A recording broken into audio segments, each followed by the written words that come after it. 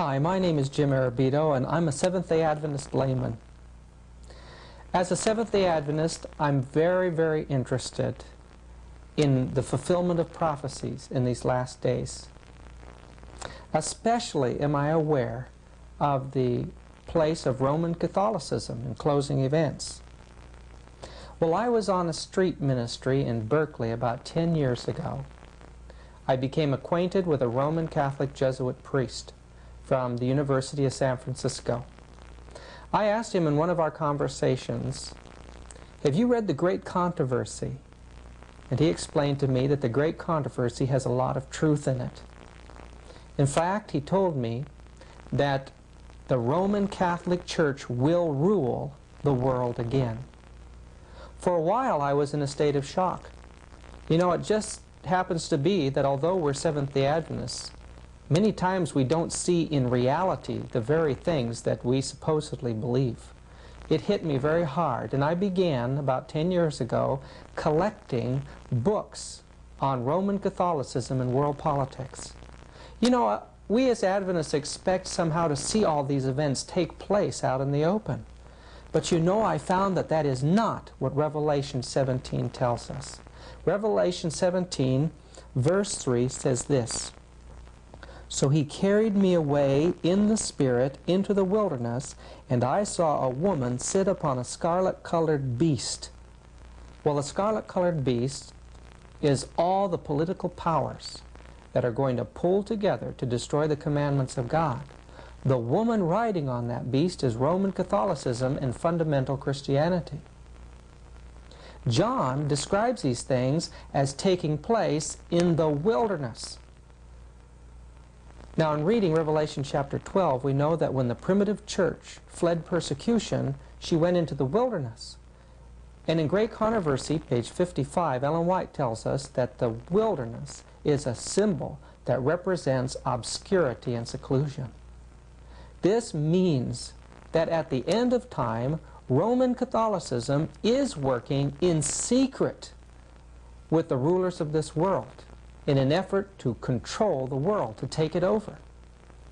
And I believe that time is right upon us. You know, I plan to put together a documentary film called The Missing Dimensions in World Affairs. And for that film, I had gathered together interviews with people who had had either personal experiences with infiltration of Jesuits or Catholic priests, or in one instance, an interview with an ex-Jesuit priest by the name of Alberto Rivera, and another, a secret agent for the federal government working for the Pentagon during the Second World War, and his wife was a chief stenographer of the Pentagon. All the funds that went over to Europe for the troops passed first through the Vatican. This man had had personal working relationships with Roman Catholic priests, and listen to him. He knows what he's talking about. I had to stop my plans to do this documentary and decide to just get these things before you right now. The Jesuit priests have been infiltrating every institution, and they're ready now for a takeover. I want you to pay close attention to this first person that we're going to interview. He's an ex-Jesuit priest, and he tells you about the infiltration by the Jesuits. Especially I work in dealing with the infiltration of churches and religious institutions as well as government. That cover a tremendous number of institutions. And the purpose of that infiltration was what for? Well, the purpose is what the Roman Catholic system has all the time as her own purpose, is to infiltrate, to penetrate all the areas of life where the Roman Catholic can have control and access for the coming world government. What that means is, in preparation for that world government, the Roman Catholic institution, especially since the establishment of the Jesuit order in 1541, throughout all these 500 years, they've been in preparation, in and through infiltration and penetration of every level of society in order to take over the world politically and religiously. There are two doctrines that define very well these dangerous goals of the Roman Catholic institution. Two doctrines define this very well. One is called the doctrine of the apostolic succession, and that is dealing with the papacy. And the other is the doctrine, the temporal power, and that is dealing with world government. Of course, both, because you can see that even the Pope and his own individual office, he meet those requirements. He is not only the head of his church, as he called himself, John Paul II, the present Pope. He said he is the pastor of his church. He is not only that, but he is the head of his state, of his country. What that means, he is the head of a political state. Both combinations are in one office there. In prophetically speaking, that is what we see in the book of Revelation. The political power always hand to hand with the religious power. I was in Chicago years ago, and I was canvassing as a colporteur selling Bible readings for Home Circle. And we come to one great big mansion where the folks were rich in that area, and cars all around it and so forth. But I went up the door, and I was pretty sure this fellow was Catholic, so I gave him a Catholic canvas. And he invited me in, and then as soon as he got in, he turned the key in the door, and I said, wait a minute, what am I getting into? He opened another door into a great big mammoth parlor and a great big mammoth dining room with double doors in between, and all seated around the whole business was prelates, some from Europe and all the big ones from America. They were planning the Eucharistic Congress in Chicago. That was way back in the 1920s. And when they started talking to me, they tried to get me to be one of them and offered me every kind of a conceivable opportunity that you could think of. They offered me everything, money, scholarship, and the whole works, and told me the advantage of being Catholic and what they were planning on doing in America and with America. They said, we're going to take over America, and we've already got it fixed, so know how in the world can they escape becoming under our authority, and where we'll be in the jurisdiction and take over. I said, well, how are you going to take over the South? It's predominantly Protestant. It says we're going to seed the South with Catholic families, and then when they marry into the Protestants, their children will be raised Catholic, and before long we'll have a quarter, and then we'll have a third, then we'll have over half, and when we get over half, we've got America. That's one way of doing it. But it says that we've got other ways too. Well, I said, supposing all this was known, and the people, Protestants, knew this, he said, if they knew what we were planning on doing, there'd be bloodshed in 24 hours, and lots of it in 48. I said, are you prepared to take over in case that happens? He said, yes, we have our standing armies. We have everything all prepared with guns, ammunition, and the whole works. And said, we can take over, and you might as well join us and be in with us and get in on the right side of the fence. I said to him, I said, listen, there is nothing you can do to inveigle me to become a Catholic. I mean, nothing. I says, I know my horse is going through to eternity, and I'm riding on it.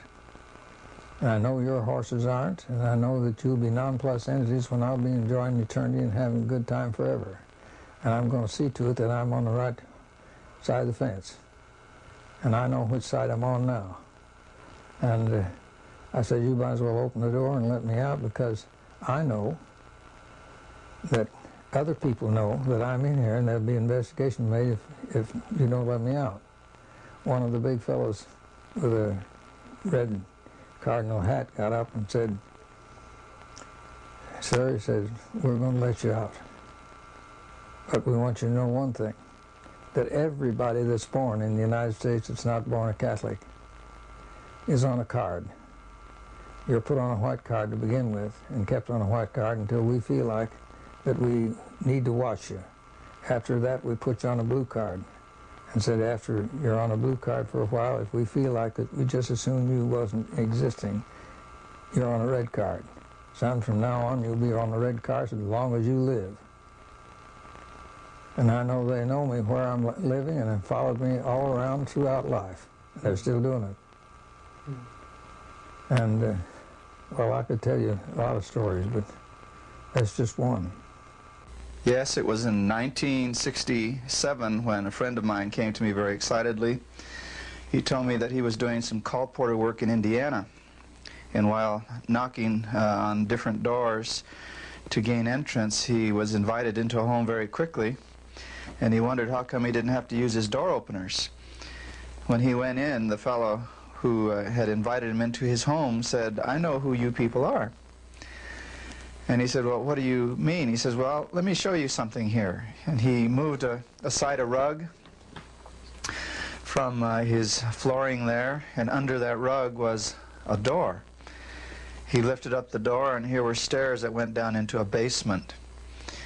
And he said, "I would like to show you something." So they went down into the basement, and this individual whose home he was in showed him just many files. And as he was looking at these files, he wondered what it meant. He says, "Well," he says, "we know who you are, and I would like to ask you a question. Name me a name of somebody who belongs to your church."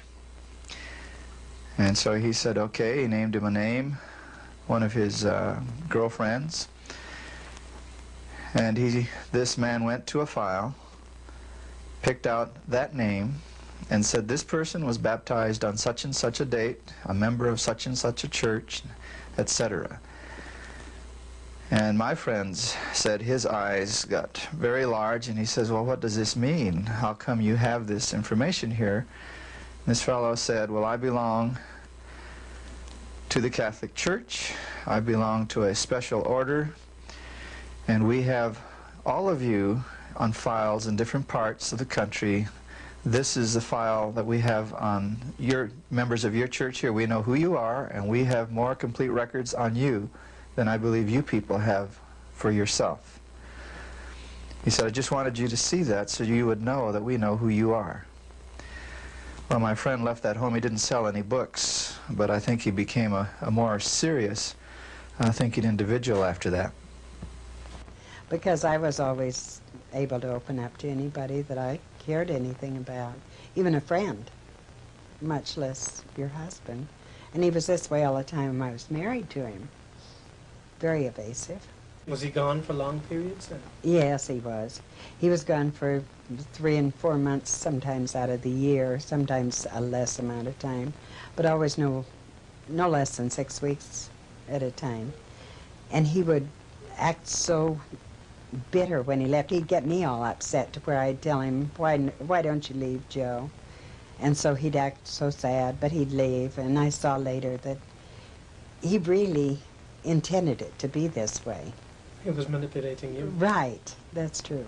Mm-hmm. Did he show any remorse? Not really.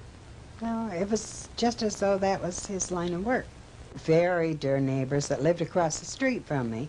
And they knew my husband, and they had known us for years. And so when Joe and I were married, and he would try to communicate with them, but I don't know if he was revealing anything to them that he wasn't saying to me. But these folks told me, they were first to tell me that Joe, in fact, was a priest. Many of my friends questioned Joe in their own minds, not to his face, but they thought he was a very strange person. They thought it was strange that he'd have so many absences from our marriage. But of course I took all the blame for that, not fully realizing that he was irritating me to the point of sending him away these times when it was necessary, in fact, that he was away. Because his church, I'm sure he had the calling that he had to answer, or the work that he had to do for his church.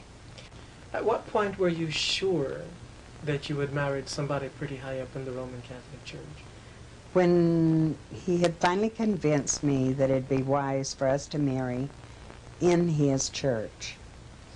And I had belonged to the Seventh-day Adventist Church, or I guess I hadn't yet been baptized into the Seventh-day Adventist Church, but I felt that it probably would be smart to marry him in the Catholic Church. And so I went ahead, and then we went over to see a priest in Reno and was going to discuss being married. We had to go over to another office, another group of offices, and see a cardinal. And so when we went to discuss our marriage with the cardinal, Joe was rather talking down to the cardinal, and I felt this was sort of unusual because realizing, just common knowledge, that people didn't talk down to a cardinal if they were Catholics. And I thought that to be a bit strange, and the cardinal took Joe. The two of them walked away, supposedly out of range of my hearing. And that's when I realized that he, in fact, was a Catholic priest. And he had told me that he was going to, what was that word I wanted to use? Excommunicate? He wanted to excommunicate himself. And I thought, this is strange, a man that devoted to church wants to excommunicate himself.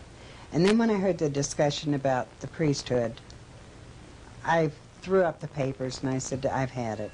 I'm going to quit. This is it. I'm not going to be married. When you heard what discussion about the priesthood? Well, I could hear little bits about your position and this position and that position. It was just very scanty, but I knew that it was, at this time, discussing his priesthood. How long had you been actually married to him at this time? About?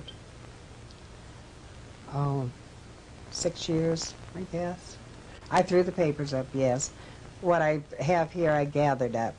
I noticed that even my divorce papers are gone, but I don't know what's happened to those. But you did see the papers, the wedding certificate that I have, and I don't know what happened to the divorce certificate.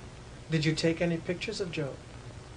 Well, there were lots of pictures made, yes. We had many made. And then what happened to them? They were taken.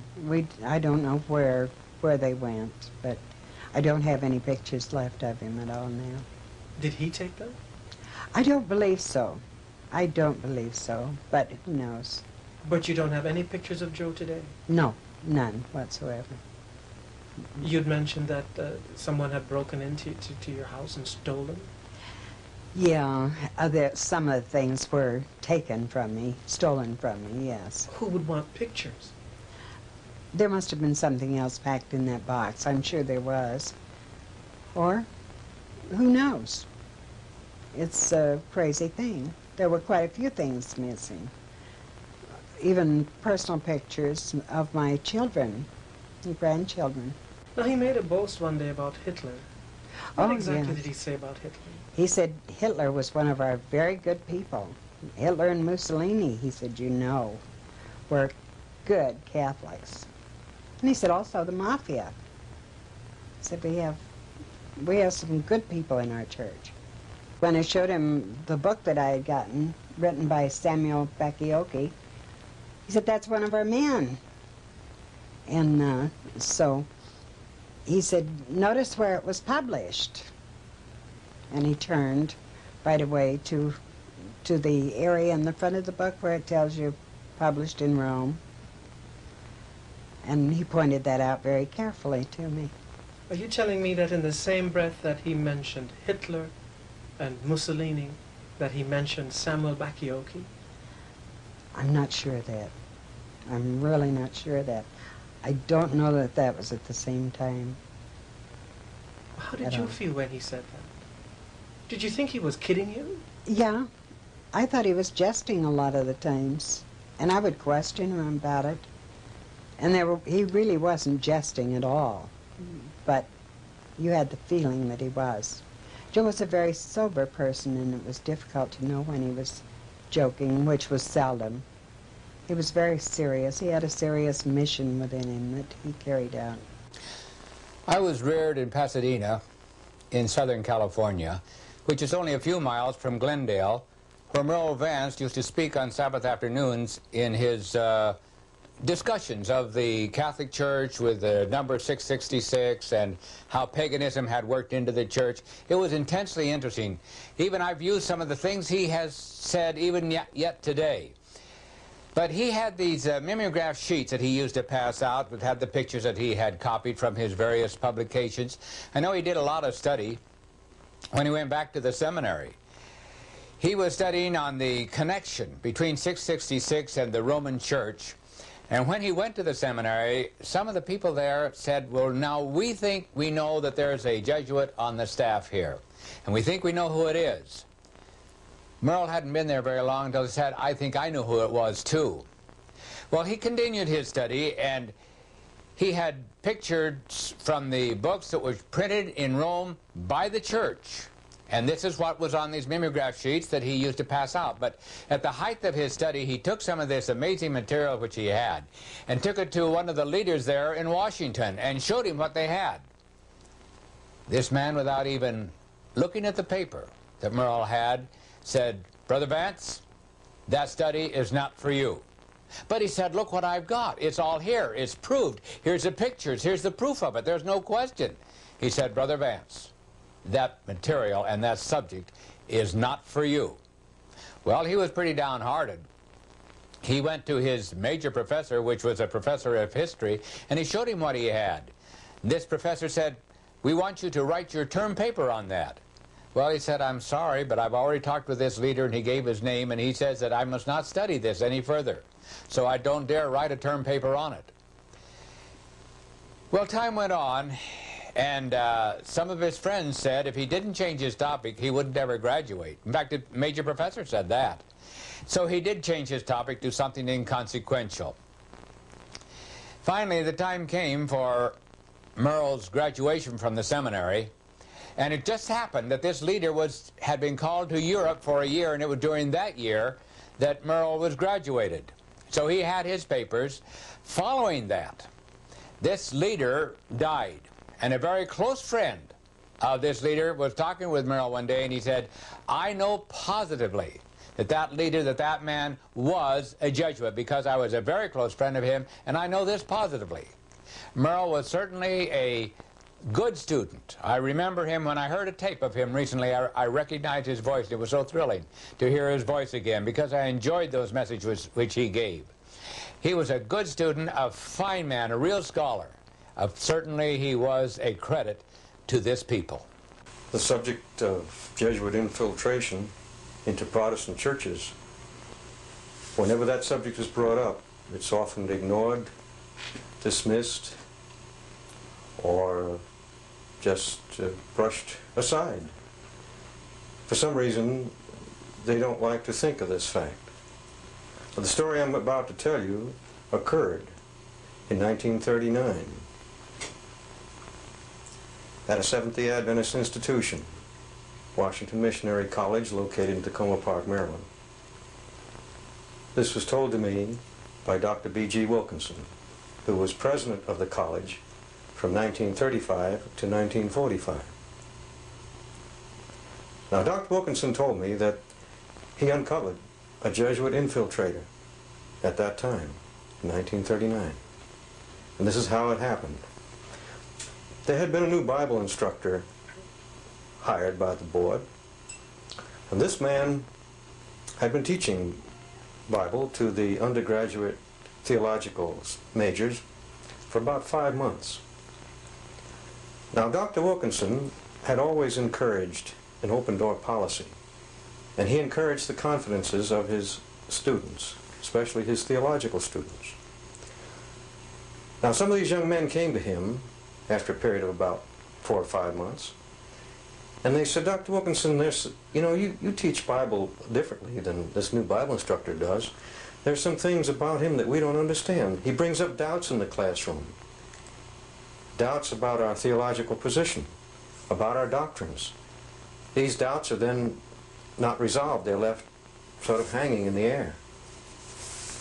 And they had other questions, which Dr. Wilkinson couldn't answer. It aroused Dr. Wilkinson's suspicions about this man. Now, the teachers had in Old Columbia Hall little pigeonholes, boxes where their mail slots, you know. They used to put their mail in these little pigeonholes, and the faculty would come and pick up their letters. This one day, Wilkinson saw an envelope being placed by the mailman in the mail slot for this Bible teacher. And the letter was a rather long, rectangular, official-looking letter. And after the mailman left, Dr. Wilkinson stepped over to the box and he drew the letter out. And he looked at it, and the return address was a Hereford Road address. Now, Wilkinson knew that that was a Jesuit college.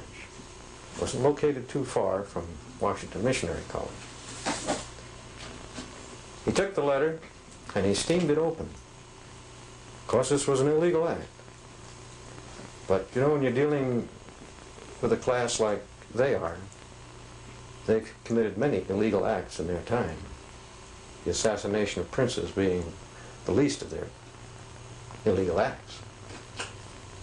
And you know, the Jesuit motto is the end justifies the means. And Wilkinson thought, I'm going to steam this letter open. And if it's an innocent thing, I'll just close it up again, say nothing. He steamed it open, and inside he found orders from this young man's superior, telling the young man, outlining to him what he was to preach or teach in his Bible class for the next several months. Dr. Wilkinson reinserted the letter, gummed the flap back on. He called the young teacher in. He said to this young man, he had the letter on his desk, you know, and he said to this young man, I have a piece of mail for you.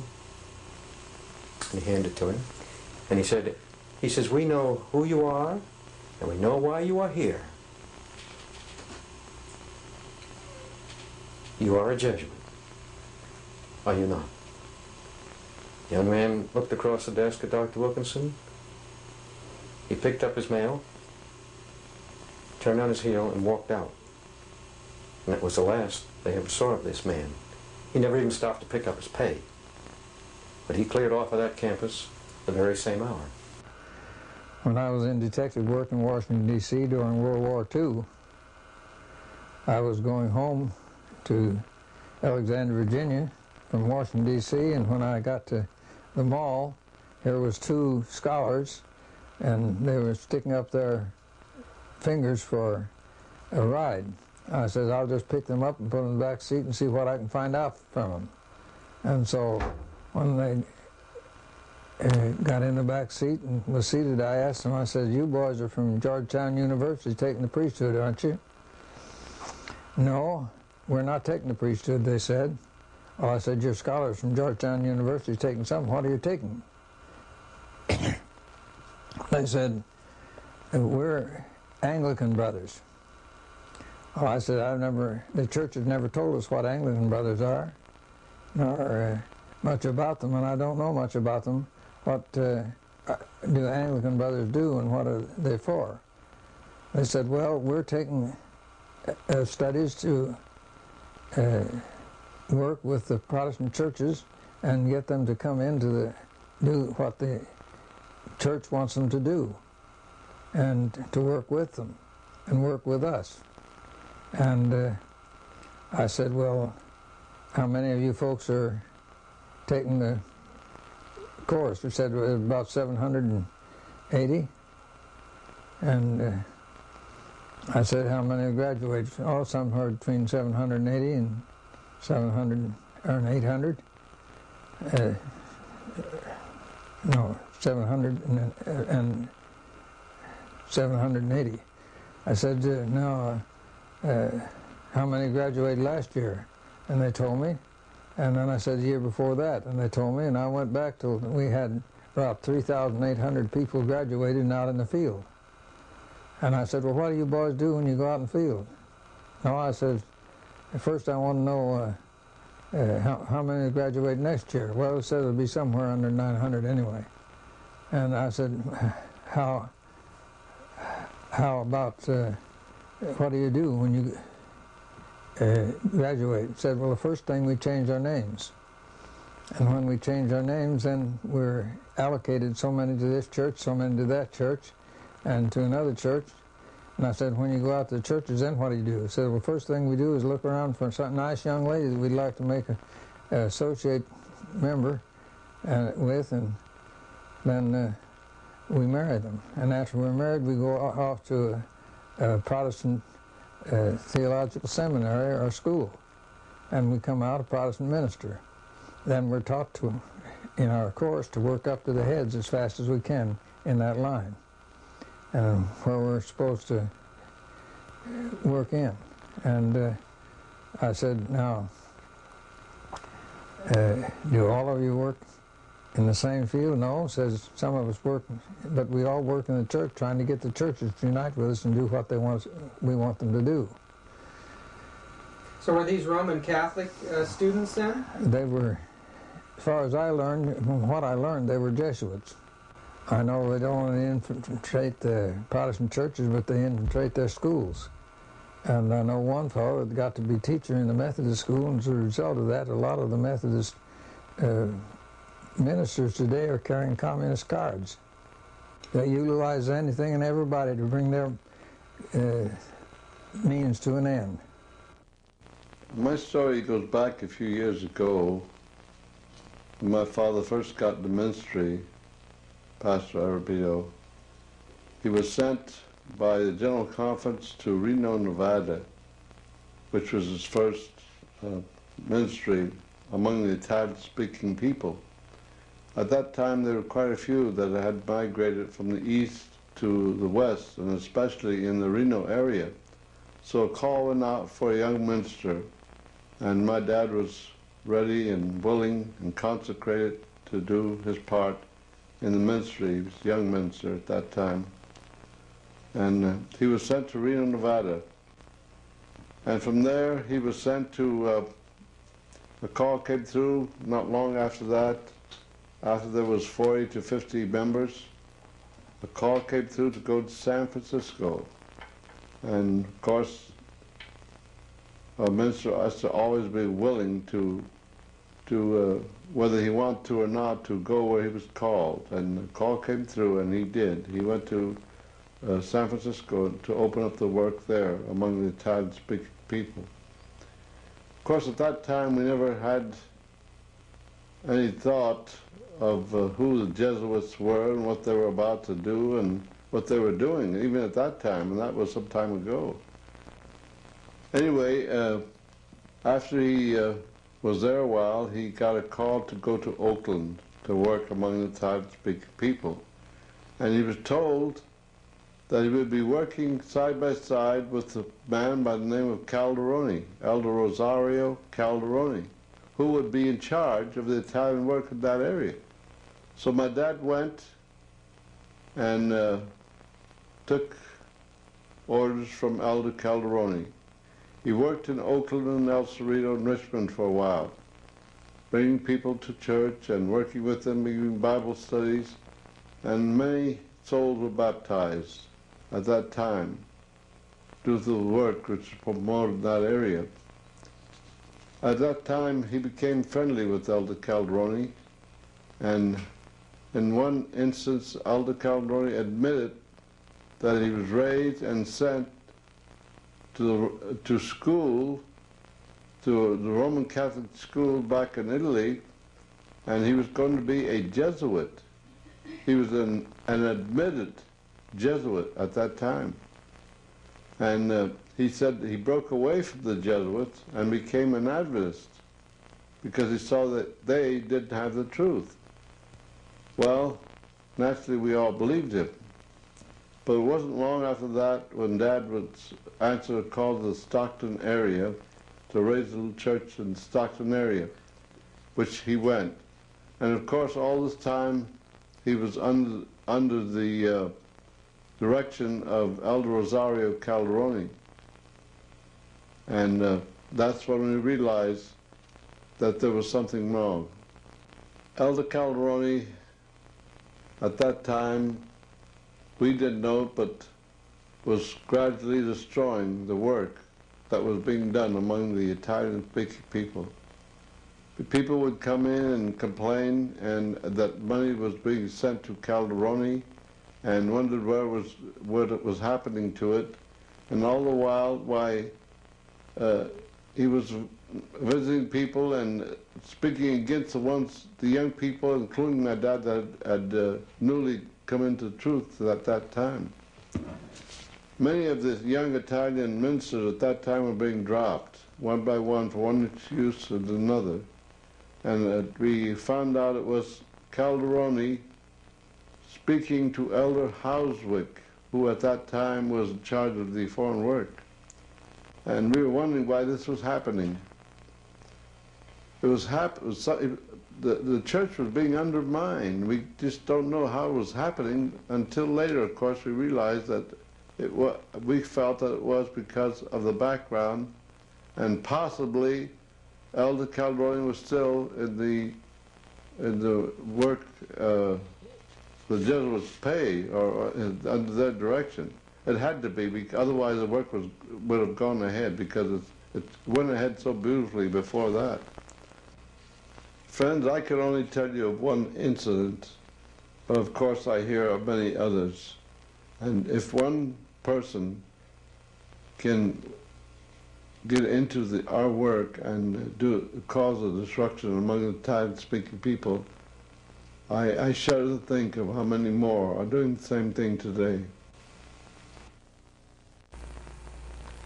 That was my father, John Arbito, who was kept from the ministry by Jesuit influences in the Seventh-day Adventist Church. Adventists should wake up. Time is short. What organizations have now been taken over by the Jesuit order and other institutes of Catholicism? What world powers are in her hands to be used in this final chess game for the takeover of the world? We can get some idea when we look back to the Council of Trent in the 1540s through the 1560s. At that time, and during those years, we find vows that were taken by these secret orders to take over the education of the Protestants, take over their schools, take over their churches, especially to destroy the Protestant Bible by creating many translations, destroy the monarchies of Europe, destroy nationalism, to use astronomy and astrology to create new calendars that would eventually transfer the sanctity from Sabbath or Saturday to Sunday. Their goal was to take over the business world, internationalism. They were to take over banking, to take over Judaism and the movement of Zionism, to create political strife and chaos and all of these things for one end, that Catholicism should rule. Listen. I did training in monasteries and convent where I prepare cursigistas, the Legion of Mary, the Blue Army, many of these militant organizations. I train and prepare how they can become Baptists, how they can become Adventists, how they can become Methodists, how they can become Presbyterian, how they can become Pentecostal, and all these areas where they must infiltrate any area. You bring up one of the other questions I have, might as well ask it now, particularly the Blue Army. Is that in some way connected with the Fatima? That's correct. Is yes. that to protect it, or that they are the army that creates the greatest promotion of that cult, of that satanic cult here in the United States. In every country, the Roman Catholicism display this promotion to the so-called Virgin. There is not even Mary, the Mary that we know in the Gospel, but a distortion of that really, truly Mary of the Gospel. They display to different militant organizations the promotional need for certain saint or virgin or whatever. And the Blue Army is the greatest promoters of the call to marry here in the United States. The Opus Dei is another arm of the Jesuits. What that means, you have Masons, you have Illuminatis, okay. You have the New Age movement, you have the Trilateral Commission, you have the Club of Rome, you have so many others. There are in different areas working through certain programs what they need in that particular area where these organizations move, whether they are secret or public organizations, they need to control certain area of certain people. And this is where and how they'll be ready to have them under control through these organizations. The Opus Dei mainly, they move next to what they call Christian democracy. The so-called Christian democracy is an outgrowth of this Opus Dei. It's exactly the words in Latin precisely define that. The Latin definition is for Opus Dei is the work of God. What that means, the Opus Dei. Opus meaning the work, and then you have how you call Dei, Opus Dei, the work of God. When the Council of Trent occurred, it was controlled by the Jesuits. Yes. How about the Vatican II?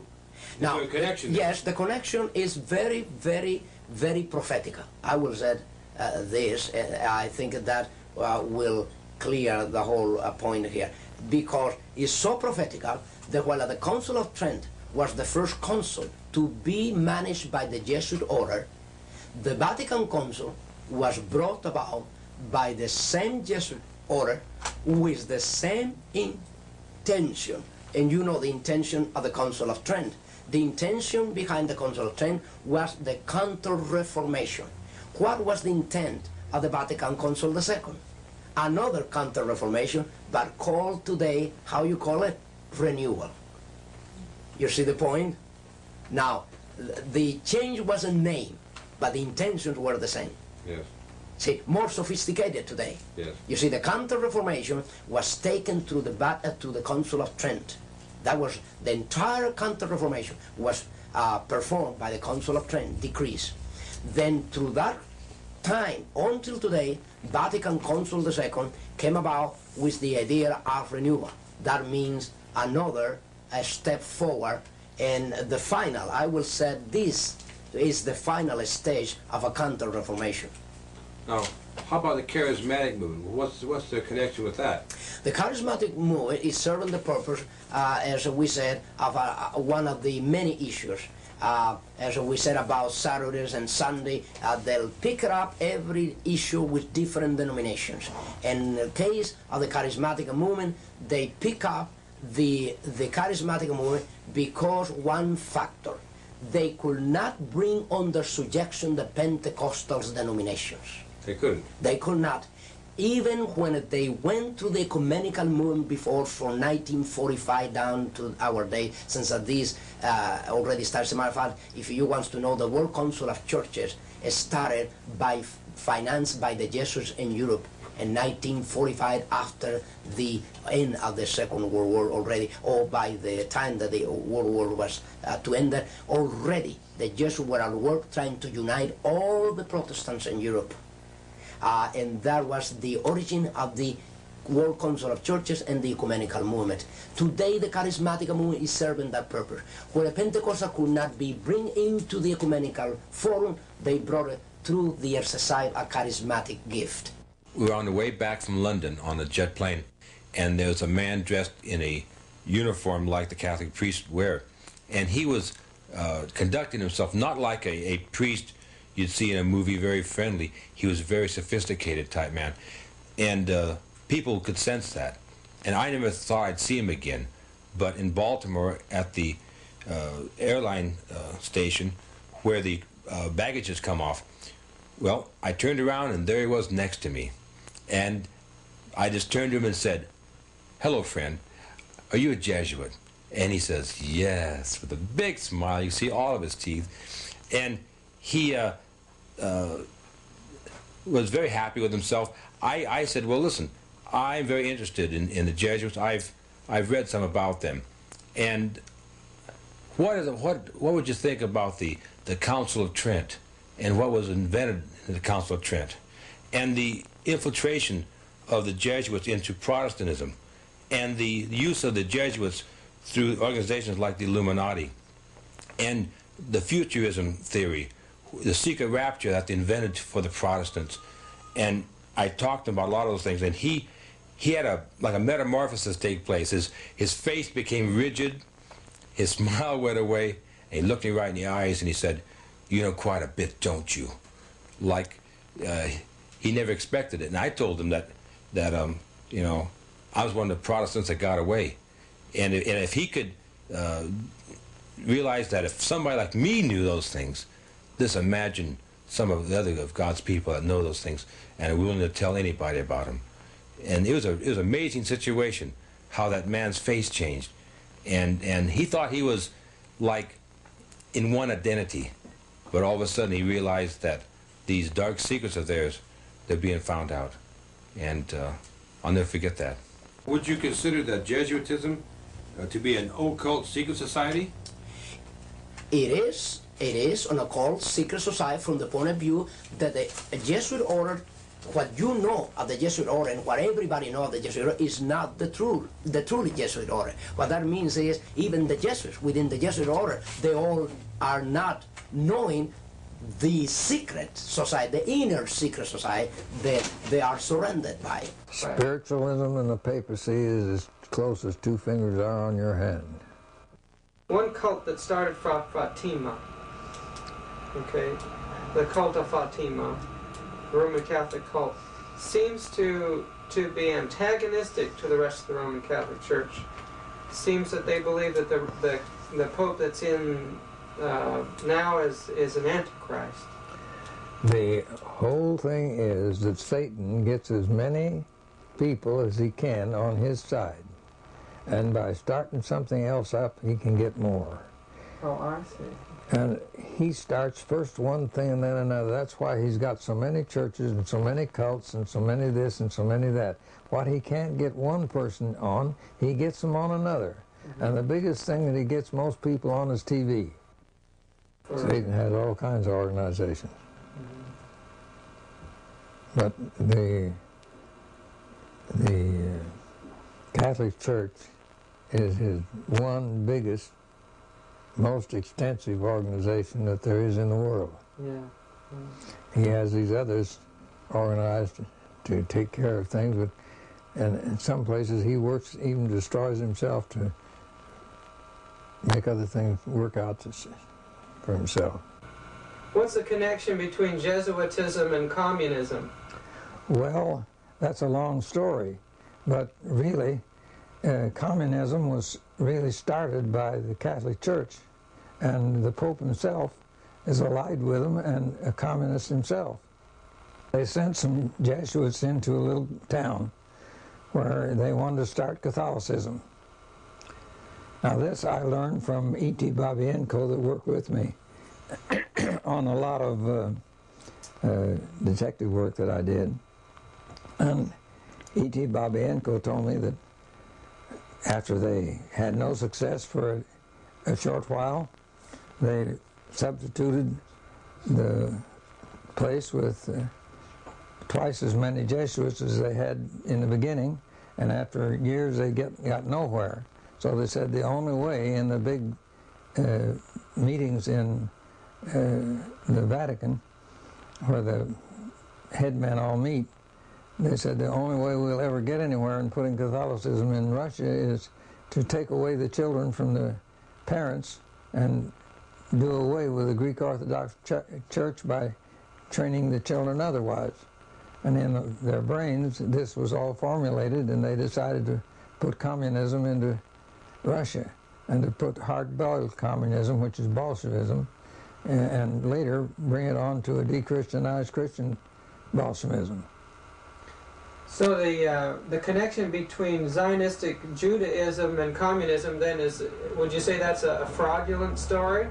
Yes, to some extent, and yet they use the Jews wherever they can. So the Roman Catholic Church utilizes Judaism. They utilize anything and everybody to bring their means to an end. So these writers that point to the international Jewish conspiracy, drawing from historical material that appears to see the Jewish involvement in all this, may very well be part of the Catholic ploy to take the heat off of themselves? Yes, and that's absolutely the truth. And have you ever heard tell of this book that the Zionism taken over? Protocols. Yes. I have one of the books. They're hard to get. I can get them if necessary for anybody. But I have ways and means of getting them, but it takes me a little while to get them. And when you get them, you better keep them to yourself. But here's the thing.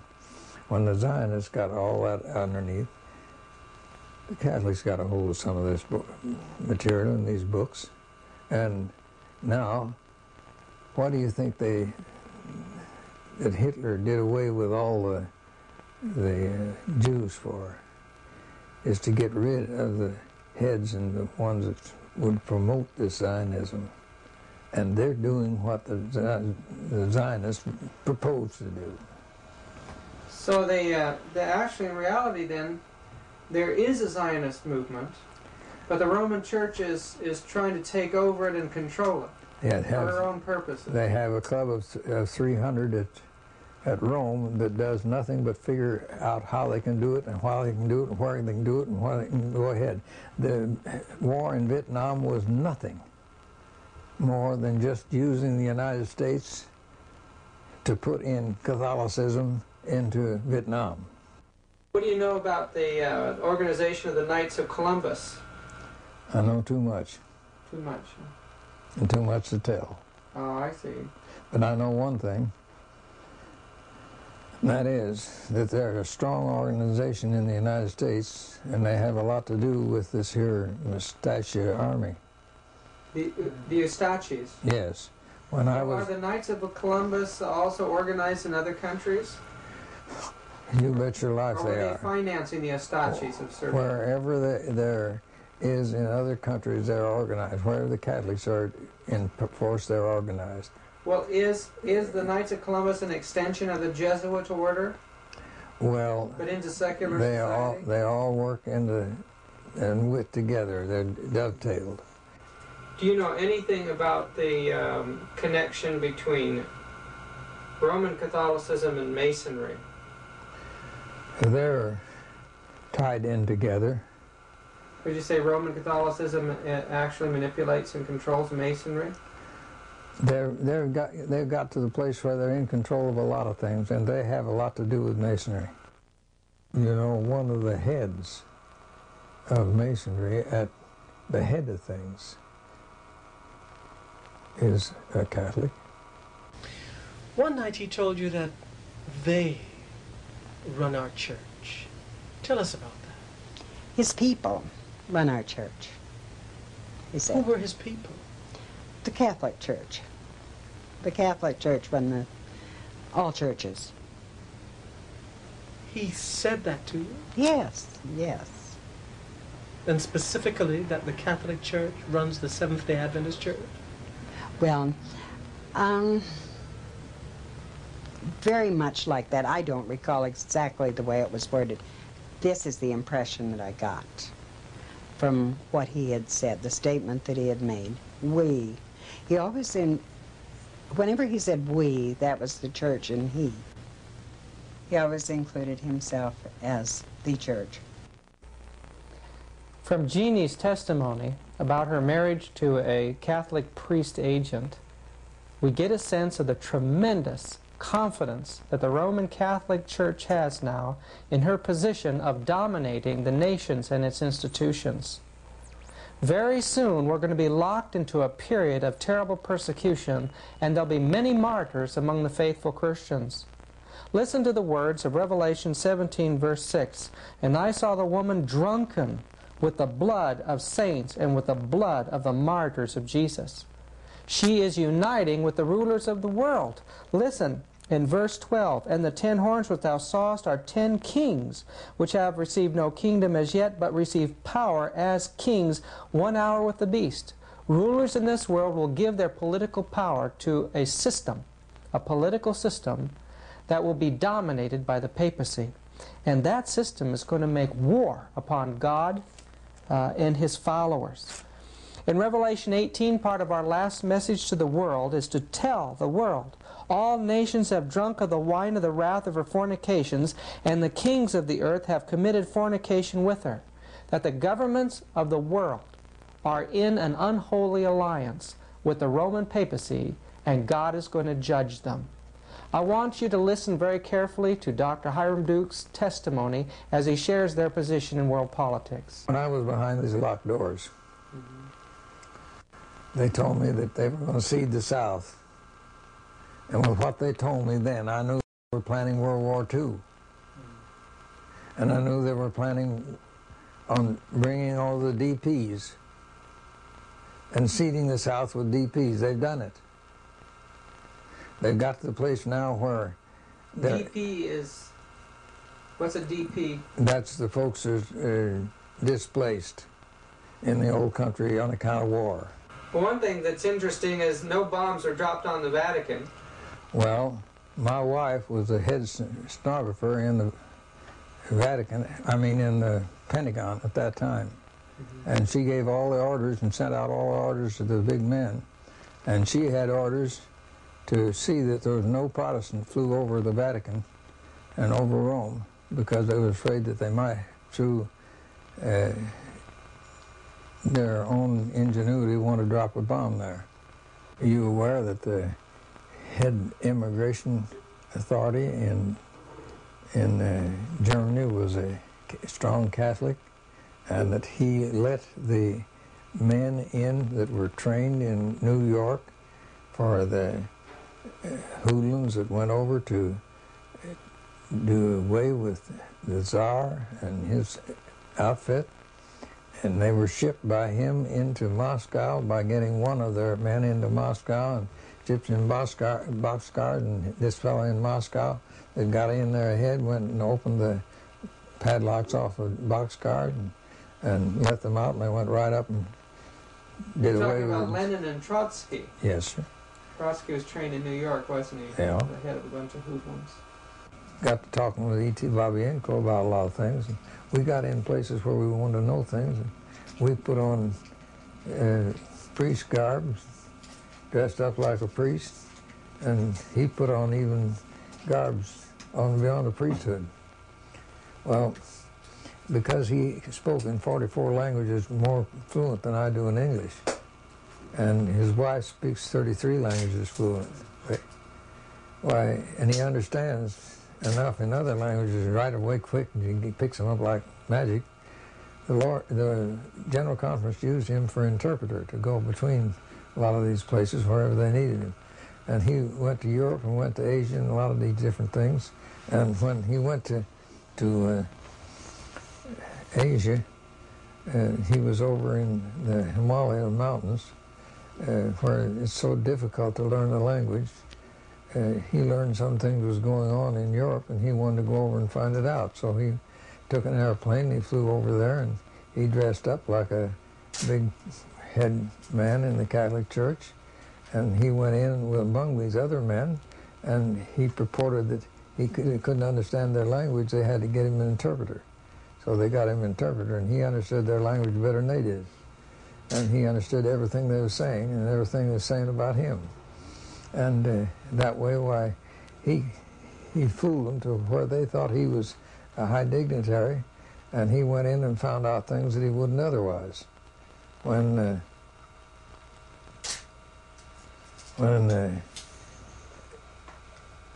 he found out when he went to Europe that they were planning on getting rid of the Greek Orthodox Catholic Church.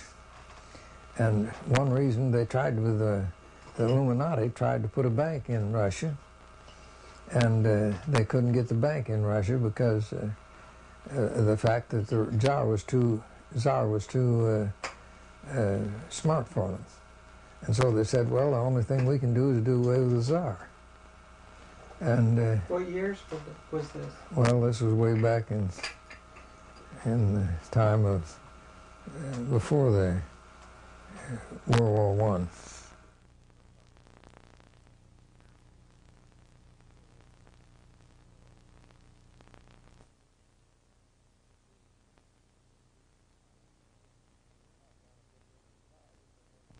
They wanted to get, not only get rid of the Tsar, but they wanted to get Catholicism into Russia. And they were trying this before they tried to get the money bank in there. And when they sent, I think it was 1,000 Jesuits into Russia, most of them are centered around a little country town and a little place in Russia. And they tried it for over a year and they didn't make any headway. So they sent twice as many more in that area, and then they didn't get anywhere. And so they called a big meeting over in Rome of all the head folks from all over the world, and they planned on what they could do, and they found out that the best thing they could do was to get rid of the parents taking care of their children, to educate the children, and that way, if they took the children away from the parents, that they could control and get Catholicism in there later. So they put in hard-shelled Bolshevik communism, and they thought, well, we'll annul that and get it so it isn't that way later on, and put in a de-Christianized Christian communism. And they planned all this ahead. And he learned this. When he got this information, and they found out that they'd done this already, and that they take the children away so that they could imbibe communism into the children and take them away do away with the Greek Orthodox Catholic Church. And then they could control and later get things into Russia, and control Russia.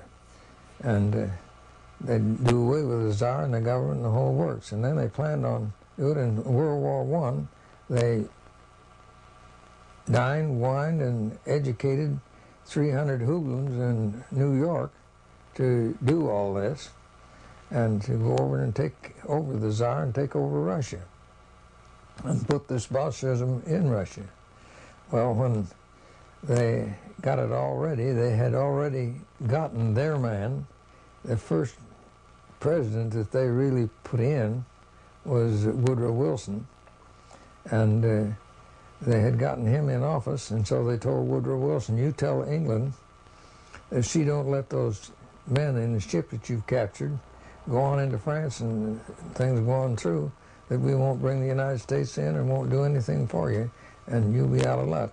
And so immediately they let the ship go on into France, and it went into Switzerland, down into the dark forest, and the head man of migration was Catholic, and he loaded one of them on the train and got him into Moscow through one crook or another. And then when he got him into Moscow, he loaded the rest of the 300 with all their guns, ammunition, and money, $20 million in gold, in boxcars, and sent them in there. When they got there, this fellow that was in Moscow opened up the boxcars that they were sent to him, and out they come and went right straight up and took the Tsar over, and they were scared for a long time. They weren't going to make the grade, but they did. And communism was in Russia. Now, after they got that all done, then this fellow decided there's something going on, and I'd like to know a little more about some of these things. So a little later, he went over to a new part of the Balkan states and went in dressed up the same as he did before. And he found out that they'd called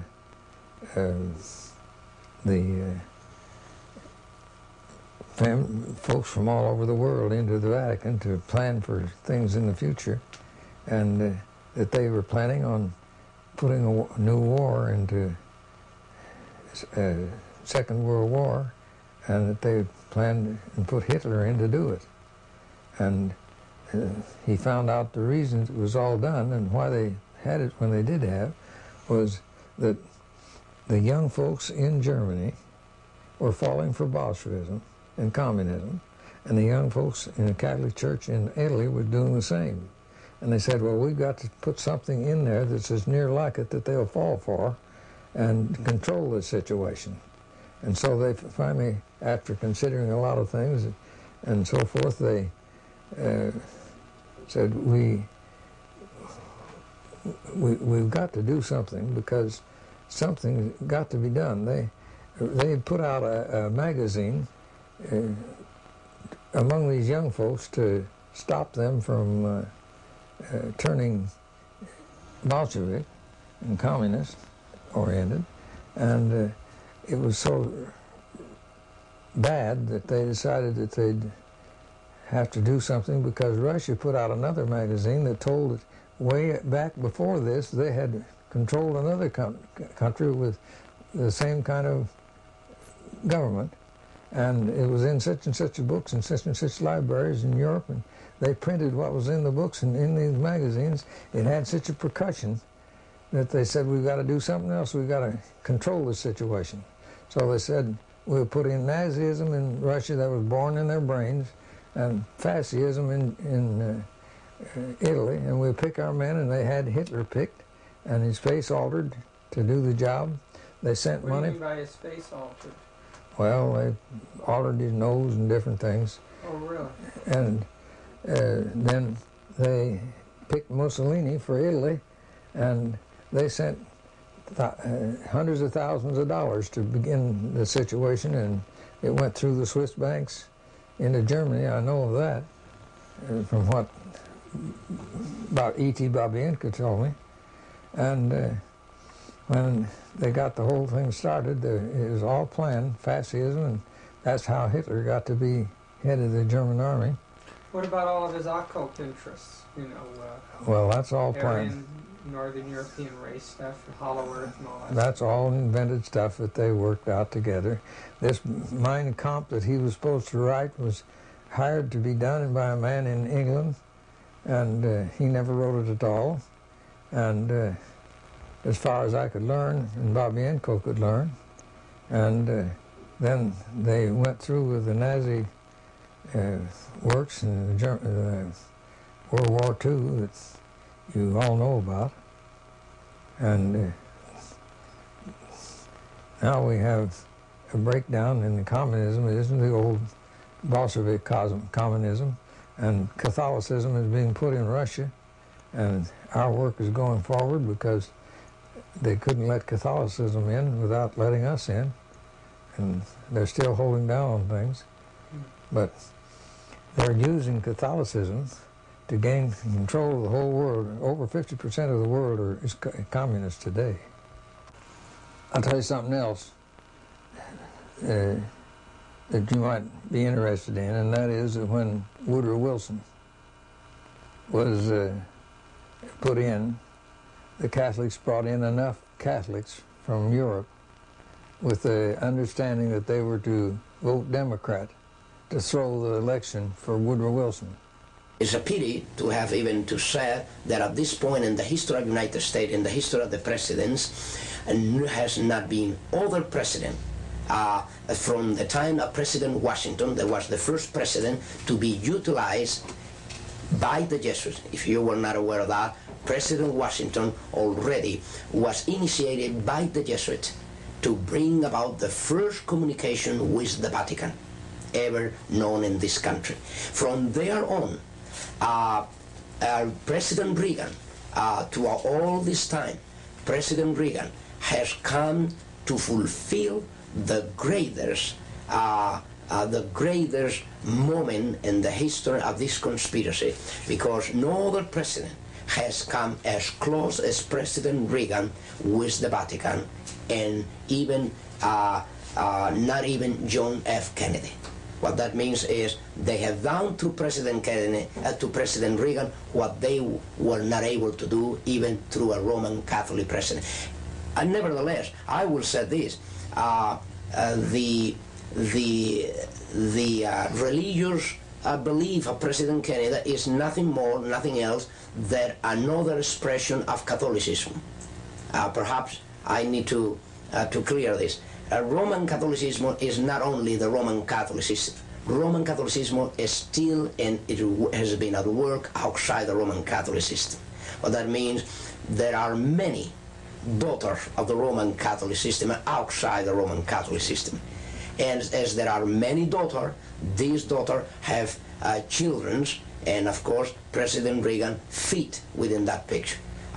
His relationship with the Vatican today brought about several things. One of them is the diplomatic relationship with the Vatican. Second, the preparation for the signature of a concordat between the Vatican and the United States.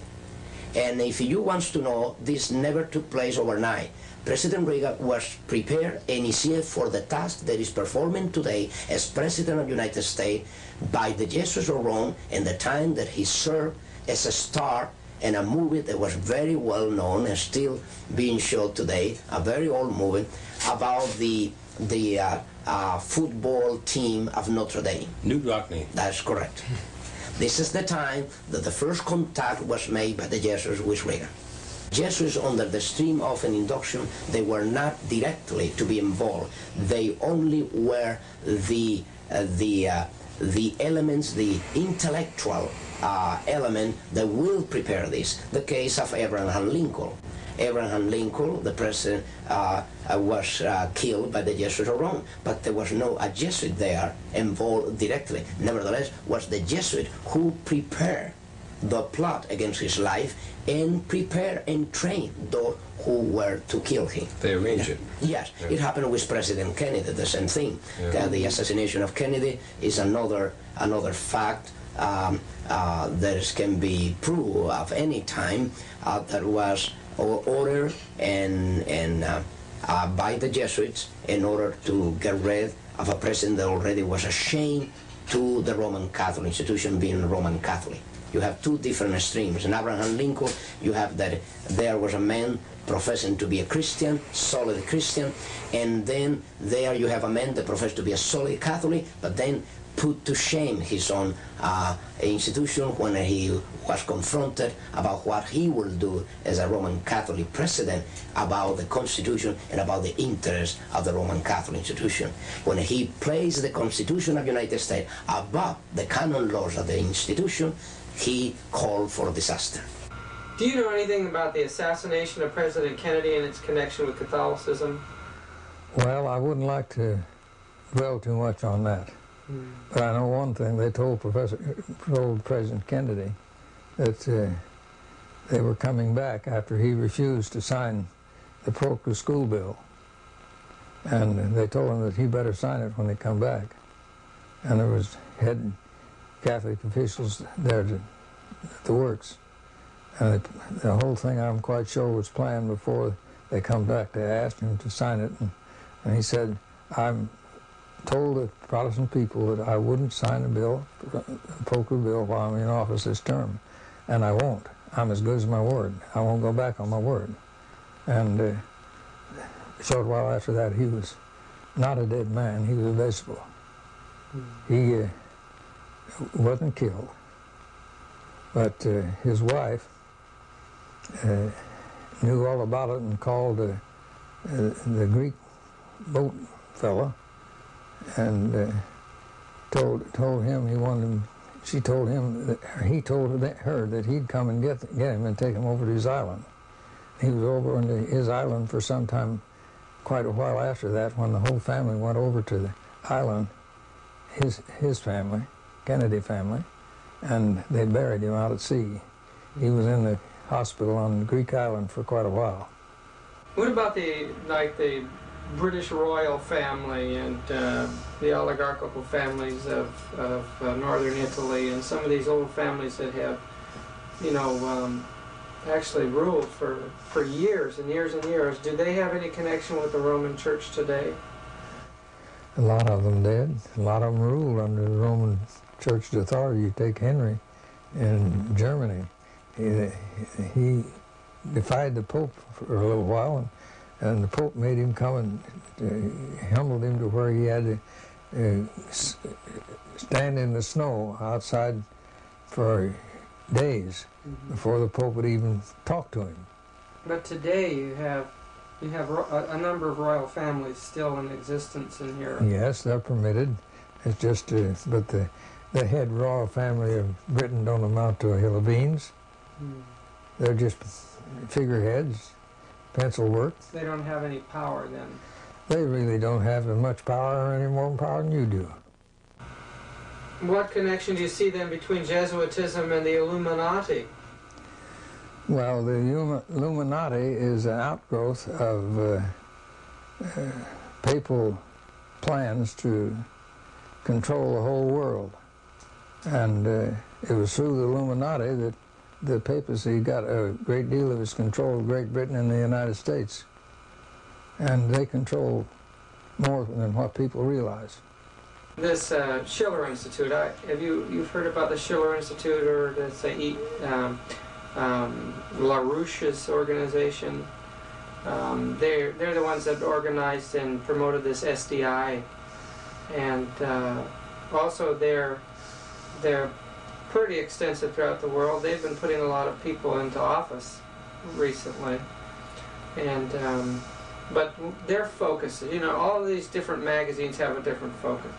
Their focus is to unveil the machinery of the British ruling family and some of these other families, showing their involvement in international dope trade, and then they're into showing the dangers of the IMF and the banking fraud today. All that don't amount to a hill of beans alongside of the giant octopus that controls behind the scenes. The whole thing is, you take in the United States, they let a lot of these things go because it works to their end. If they demoralize the brains of the American youth and they keep them undercover, and so that they can't get into things like they would if they used their brains and got up to the place where they should, why, they can control situations. So the drug trade is actually advantageous to the Roman Church then? Absolutely, and Russia's pouring tons and tons and hundreds of tons of drugs in here for that purpose. Their final goal, they have goals just like anybody has goals, and they have the final goal to take over this whole world and control of the whole world and everybody in it, and have them in slavery underneath them. Wherever the Catholics have gone, the first thing they do is get the cities in debt. The next thing is to get the county in debt. The next thing is to get the state in debt. The next thing is to get the government in debt. That's how they got control of Great Britain. That's how they got control of the United States. And when they get control of one of the state, got control of the United States, now they're trying to get control of every country in the whole world, and they've got the world underneath a bind at the present time to where the economy is where it works to a condition to where they take over.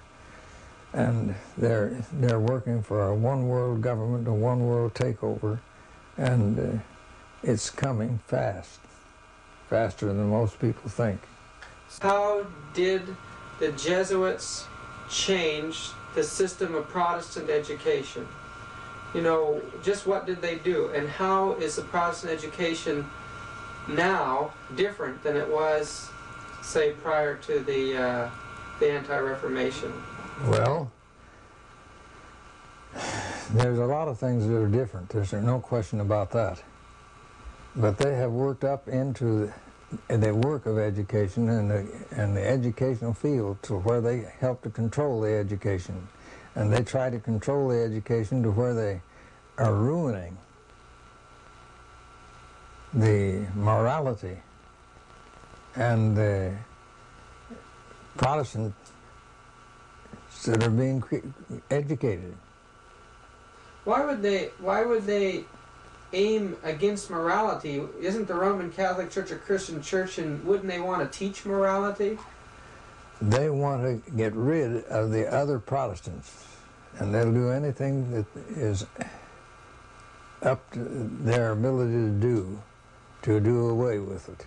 Let me tell you what the Knights of Columbus has done and performed a tremendous job in the United States in education, in public education. The authors of the chaotic situation of the public schools in the United States has been and are the Knights of Columbus in the United States. The Protestant churches never, at any time, used the theory of this here, what do you call it in my mind, rapture theory. It's a pure Catholic theory, and when the Jesuits got into the churches as ministers and teachers, they started teaching the rapture theory to the Protestant churches, and now the Protestant churches are all wrapped up in the rapture theory and teaching the rapture theory. What value is it to the Roman Catholics for Protestants to teach the rapture theory? It does away with the sanctuary service in heaven and its work that's going on now according to the Holy Scriptures.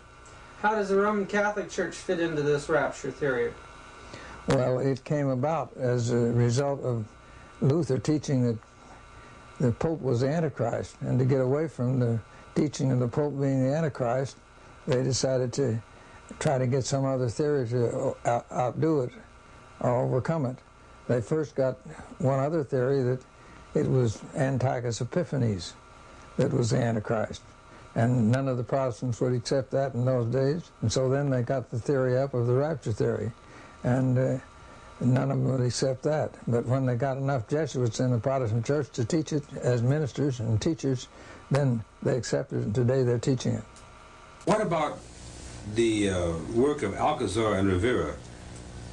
Now these were two Jesuits that are starting already way back early, and before the 1600 already. Rivera and Alcazar were already commissioned to penetrate, since the infiltration was very difficult in the days through the Reformation. They can spot an infiltrator very easily in those days because the battle, the struggle was face to face with the Vatican.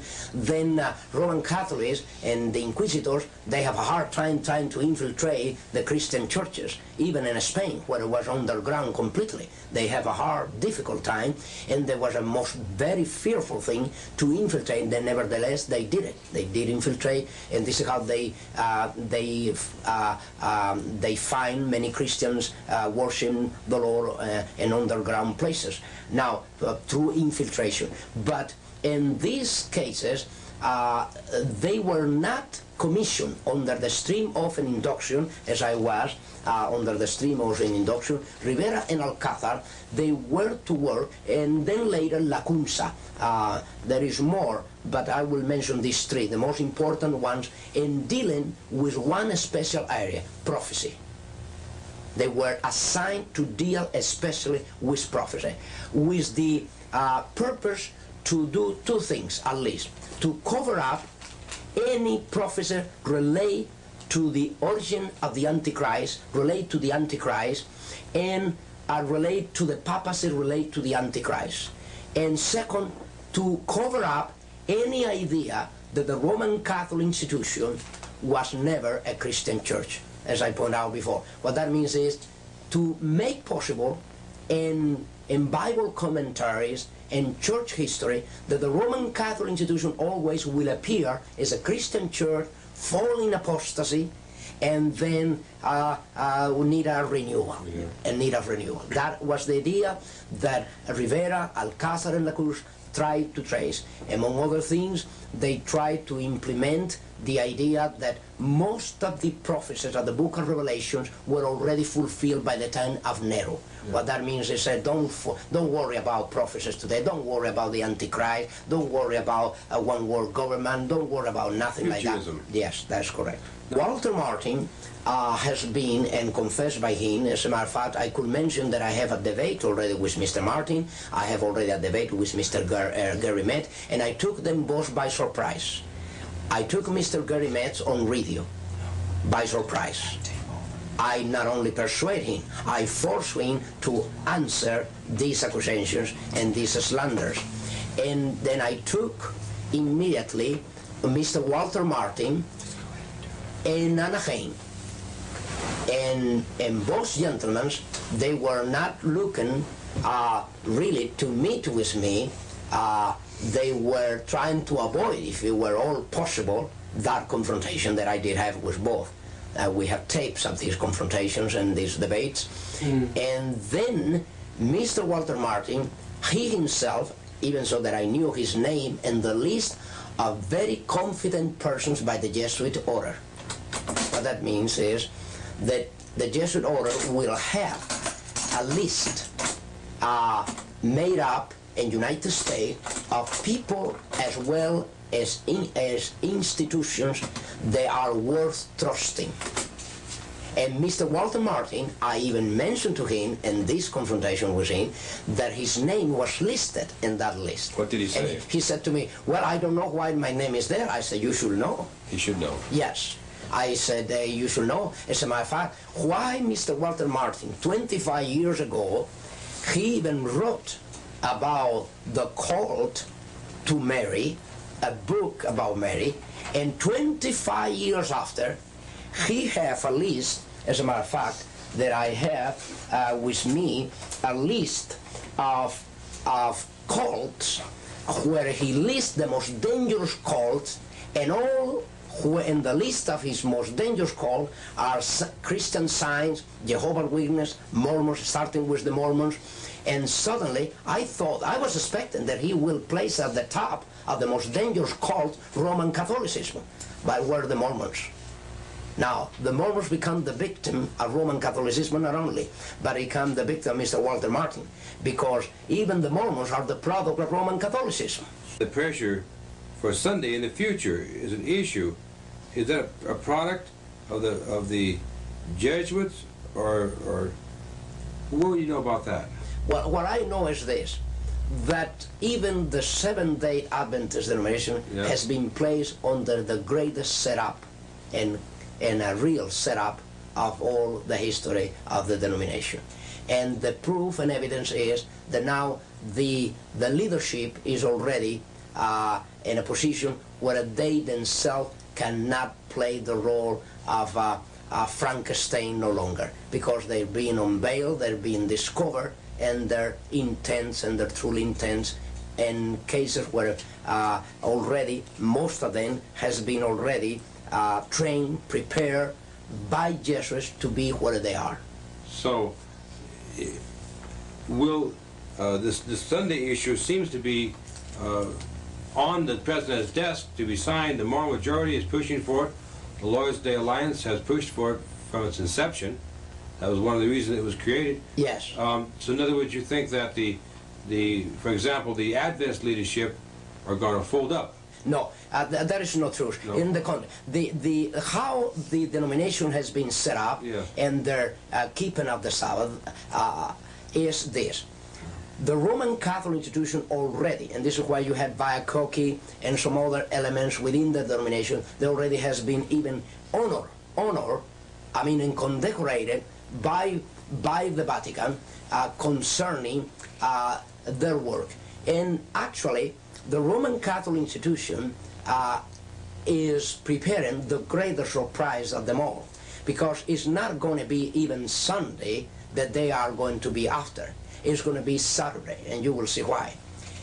The reason of this is when already Catholicism already came about with the idea during the Vatican Council II that a Roman Catholic Mass that was only to be performed on Sundays as to be the only valid Mass for Roman Catholic.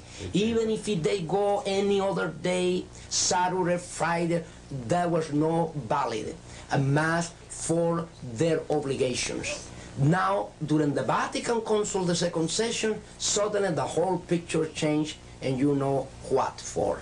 The whole picture changed and said, now Saturday Mass is considered to be valid Mass as Sunday Mass. But that means not only that, more than that, Saturday Mass can replace Sunday Mass. But it's the Protestants, yes, not the Jesuits that appear to be pushing for the Sunday, for national Sunday law. Yes, actually, this is to trigger a reaction to really make you for a cover-up. The issue here is not even Saturday, is not even Sunday. The issue here, whether it's Saturday or Sunday, the issue here is the person of the Antichrist. You see, in matters of days, right now, the conflict is being utilized, the struggle between Saturday and Sunday is being utilized more for the benefit of Roman Catholicism than even for the benefit of the Christian Church.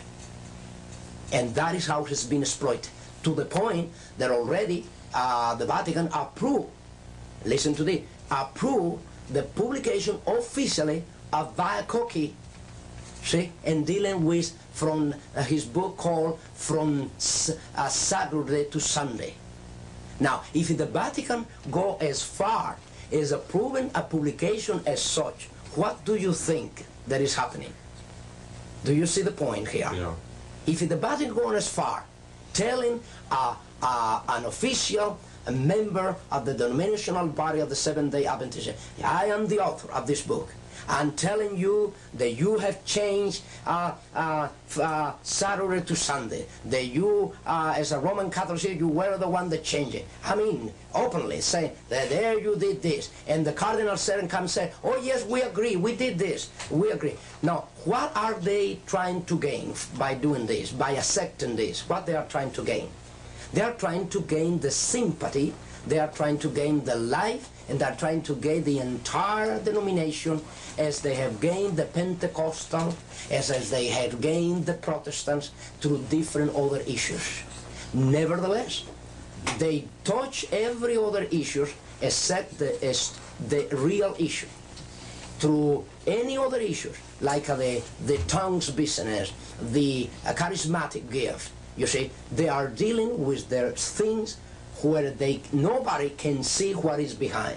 In other words, they cannot openly see any evil because you will see the Vatican as a good, in a good position, a renewal position, say, yes, we recognize that we did wrong, we changed from Saturday to Sunday, and we admit this, and we're going to do something about it. The Vatican Council did it. You see, we are going to incorporate now officially the Mass on the day of Sabbath.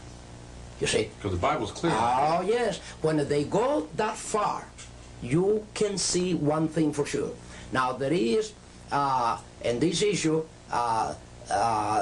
in my own personal belief of the Scripture, you do not see that the issue in prophecy is one day or the other. The issue in prophecy is more than a day. Is more than a day. The issue in prophecy is who and where is the Antichrist now.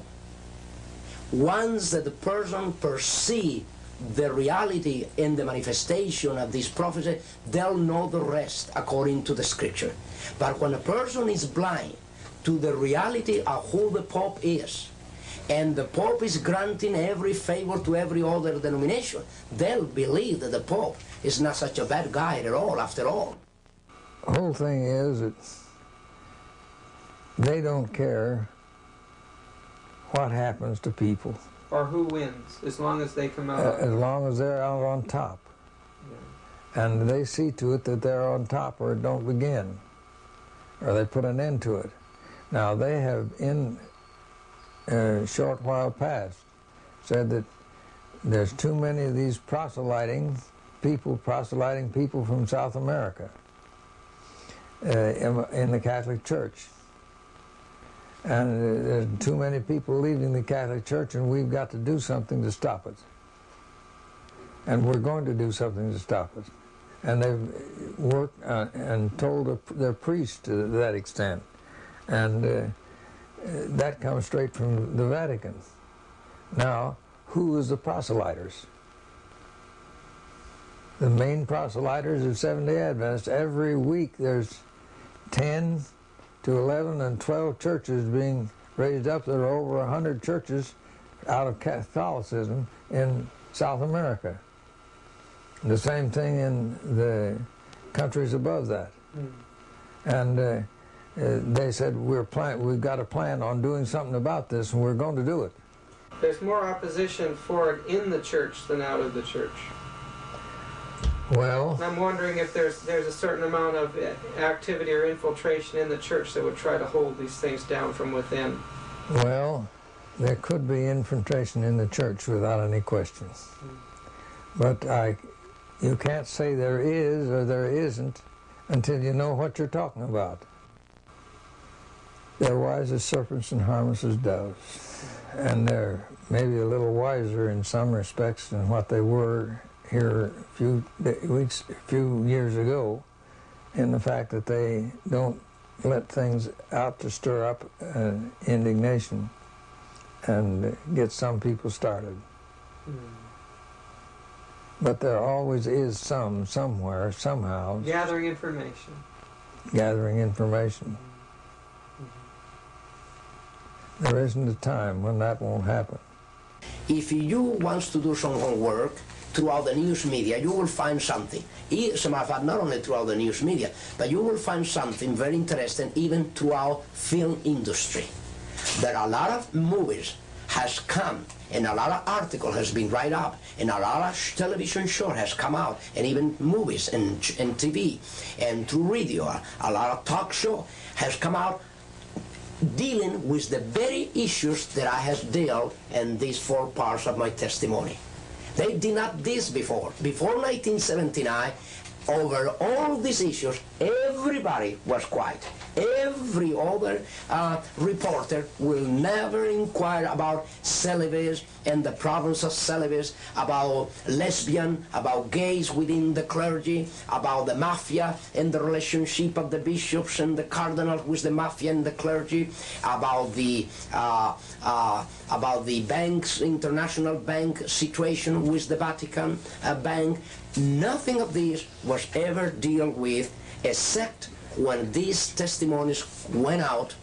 Then the news media started dealing, the film industry started dealing with priests that were unfaithful priests, cardinals that were unfaithful cardinals, bishops that were unfaithful bishops. As a matter of fact, even Jesuits within the Jesuit order were sent out immediately to answer to these very issues, to answer in their way. What that means is they went saying from every direction, yes, we recognize there are priests involved with the mafia, there are even bishops. We recognize there are priests that they have broken their celibacy and they have committed a fornication and they're still committing fornication. We recognize it. But you see, the church is another matter.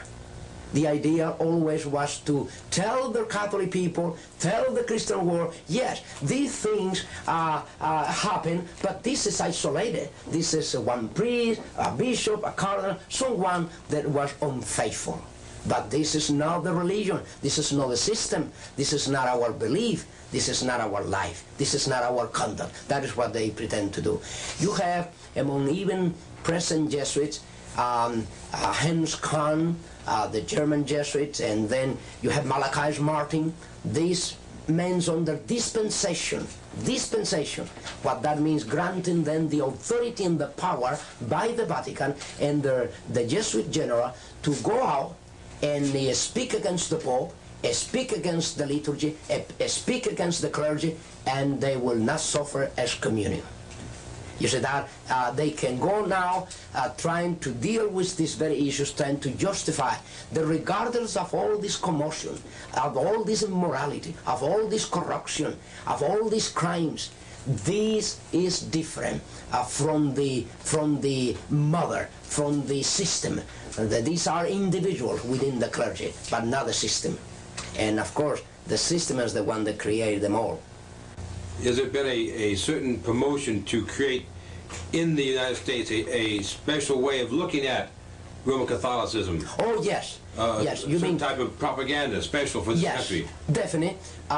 This is why they has been so successful here in the United States, being a country of a Protestant inheritance with a Christian beginning, right in the 1620, when the Pilgrims arrived to the northeast coast of this country, and suddenly today is making a concordat between the Vatican and the United States. Now, what that means, this is the greatest treason ever known to the very founders of this country. I mean, the most direct treason and betrayal that have taken place in this country has taken place, and the fact that now this government is looking for fellowship, for relationship with the very criminals that caused the greatest massacre in Europe, by which massacre and through which persecution the Pilgrims arrived to the northeast coast of the United States. We were told that the United States would repudiate every principle of the Constitution, and I'm sure that that is not too far in the distant future. You know, an integral part of the papal policy was an organization called the Inquisition during the Middle Ages. It began in the 12th century under Innocent III, which was the most powerful of all the popes of that time period. The purpose of the Inquisition was to seek out heresy and stop it, but it used some very unorthodox methods. One of those methods was to force certain confessions out of Christians or others, and with those confessions use them to form public opinion, to raise crusades, to destroy the primitive Christian church. Crusades went out that destroyed people by the millions.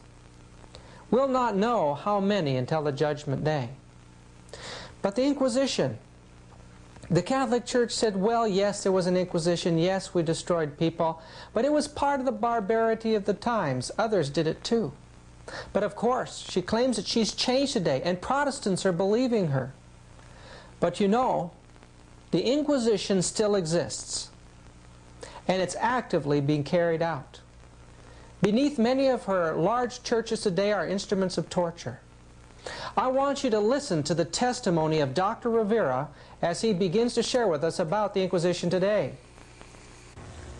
In your training and in your life as a Jesuit priest for many years, did you ever come to the point that you were required to destroy human life? Definite. Is part of the oath and induction of any Jesuit that come under the oath and induction. And perhaps you care to know that I have revealed a great deal of this in this booklet after Alberto came out, the first part of my testimony, dealing with my minor seminar and major seminar as we went through these questions. And now you have in double cross, it is a revealing, at least a little part in these pages here, page, let's see, this is 12 and 13 at least, you see that is part of the oath and induction that I was taking as I swear to take the life not only of kings and princes and governors and mayors and senators and congressmen, but even my mother or father or brother or sister, whosoever, come to be between the interests of the Roman Catholic system and the interests that they pursued. What that means is, if a president of a nation is there to interfere with the interests of the Roman Catholic institution and their pursuit of power, they will be crushed. They'll actually, we were granted, I was granted that authority, that power, to exercise that authority, that power. That when any individual, whether he is a child, whether he is a woman, whether it's an elder man, whether it is a boy, whether it's a girl, whether it's a king or a queen, regardless of who the person is, when that person, that city, that nation, this country oppose to the goals of the Roman Catholic institution and interfere with, that already call for disaster. What would you say has happened to the Inquisition You know, right now we don't see inquisitional tribunals, but we know that the goal of the church is still the same, and the engine of the Inquisition was set up all over the world. What's happened to that particular department of the church? It's still in force in one way or another. He said to this fellow, if you weren't a Catholic, what would you be? He says, the big Monsignor Segura said to him, said, if I wasn't a Catholic, I'd be a Seventh-day Adventist. And he says, Charlie, if I could get out of being a Catholic, I'd be a Seventh-day Adventist tomorrow. Is that right? And he said, Charlie, he says, I advise you, if you can, to be a Seventh-day Adventist and join them. And then just a short while after that, it was the time when in the spring they have Good Friday and they don't eat certain things and meat on certain days. And they were having to go way out in the morning early and leave to their work. And so they had a special concession of the Chinese cafeteria that he was in, or restaurant, that he would come down at 4 o'clock in the morning and fix their lunch and give them what they wanted to eat. And Charlie Hibbard says to him, said, why don't you order yourself up a good beefsteak like I do? You know there's nothing to that. He says, well, he said, I mind to, I will.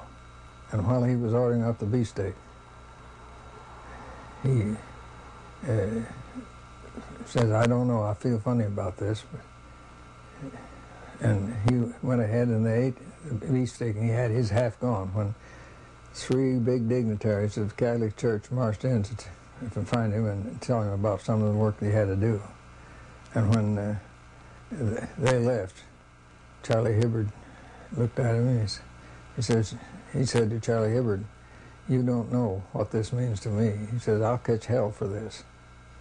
And he says, I used to be the head official that did the punishment for the folks that weren't living up to what they're supposed to. And if you go back to the great big churches in New York, you'll find way down deep in the basement where the corners are cut off like corner cupboards would be. And I was the one that took the people that was sentenced and changed them in that corner, brought 1 brick and 1 trowel of mortar each day, and their meal, until there was 1 opening for 1 brick. And I put in the last brick and the last trowel of mortar. And behind there's many skeletons. It says, you don't know, Charlie, what this means to me. I was the chief executioner for that deal. And me to eat beefsteak like this, he said, I'll hear from this in a few days. He says that I'm from that tribunal back there. And said, you wait and see. In a few days, he got a notice that he was to appear before the tribunal in New York. And when they left on the train, he said, Charlie, if I live after this, said, if I live, I'll send you a card, greetings for your birthday. The card never came. I could tell you stories like this by the hours. So the Inquisitional Tribunal is still active for Roman Catholic people? It's still active, and it is for people that are not Roman Catholic if they get a chance to, without too much publicity that would damage them, their work and their cause. Now in Mexico they opened up the cloistered convents and turned some of them into museums so tourists can see the torture implements that were used on the nuns. And I imagine that in backward countries like Mexico and Spain and some of these areas, this type of thing keeps going without interruption then. It's still done in America to some extent too, in the United States of America. Yes, and I've seen in some of the basements where they're building some of their churches where they're preparing to put some of those things in. They actually have cells and things underneath. They have cells underneath, way down, not only 1 story, but stories and stories below. There is enough left of the old Inquisition. I will say there is a new Inquisition today, not even tomorrow, is at work today, and here, even in the United States, and has been always.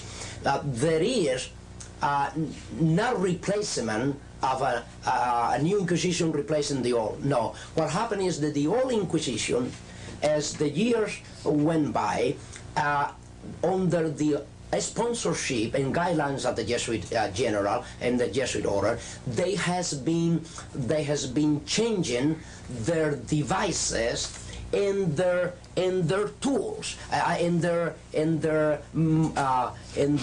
I will say their devices, and their methods. You see, what happened is the Inquisition is the same Inquisition. The Holy Office never closed the door since it was established in 1200. You see, it never closed the door. As a matter of fact, within the Vatican, this is an office that never closed the door day and night. Today have a different name. It happened that they have a different name today, as they have different devices and methods to bring people to trial. Today, the Inquisition is at work. As a matter of fact, you have a book here that is called Night Journey from Rome, that we came to publish. A Night Journey from Rome is one of the last converted Roman Catholic priests in the United States, an American priest that was converted to Christ and his gospel about 2 years ago, and came with us through the reading of Alberto, the first part of my testimony. He was Clark Butterfield, is his name, a Californian priest. There is the book here, Night Journey from Rome, and here is the most revealing thing about the actual Inquisition in the United States. He was so much aware of the reality of that Inquisition that in his own will, he prevented even his relatives, his own mother, his own relative, from bringing his body to the Roman Catholic parish the day that he was ready to depart to be with his Lord and Savior.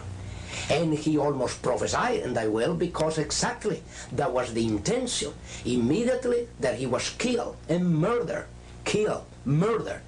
the Jesuits of Rome and Detroit, Michigan, through a Roman Catholic doctor, member of the Knights of Columbus. Mm-hmm.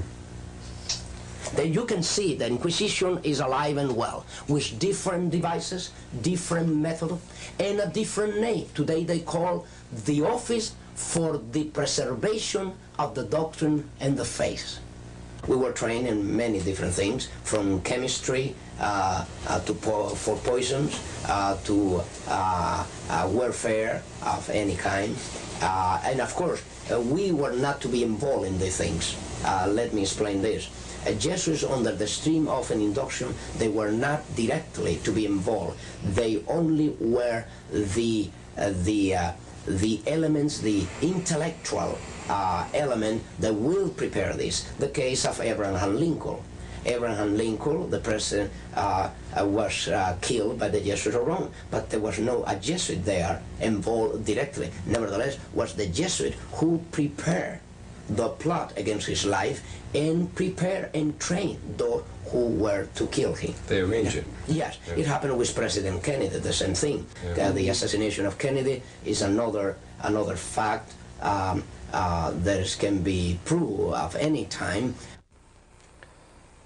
Does the idea of assassination, murder, persecution, and suffering bother you? It really shouldn't. I remember when a Roman Catholic priest stood in this studio and told me that they were watching me and that they were serious about any threat to what they wanted to do. I told him, go ahead, shoot. What difference does it make? As long as I'm alive, I'll present this truth, but if I die, then my troubles are over.